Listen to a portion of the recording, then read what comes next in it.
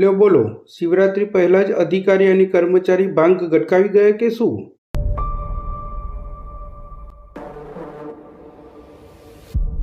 લ્યો બોલો, શિવરાત્રી પહેલા જ અધિકારી અને કર્મચારી ભાંગ ગટકાવી ગયા કે શું?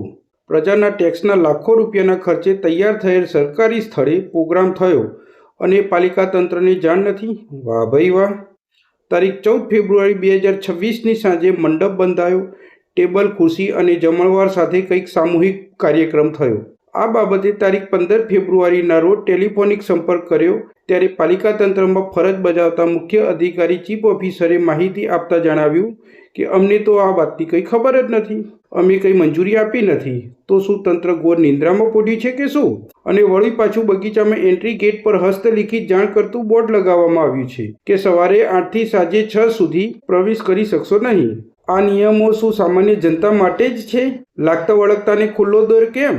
જ્યારે કે આ એ જ જનતા છે જેમના ટેક્સના રૂપિયે આ બગીચા પાછળ લાખો રૂપિયાનો ખર્ચ થયો છે. તંત્રના અધિકારી અને કર્મચારીગણે પણ ખાસ ધ્યાન રાખવું જોઈએ કે તમને પણ આ જનતાના ટેક્સમાંથી જ પગાર સરકાર ચૂકવે છે. બેધ્યાન ન થાઓ.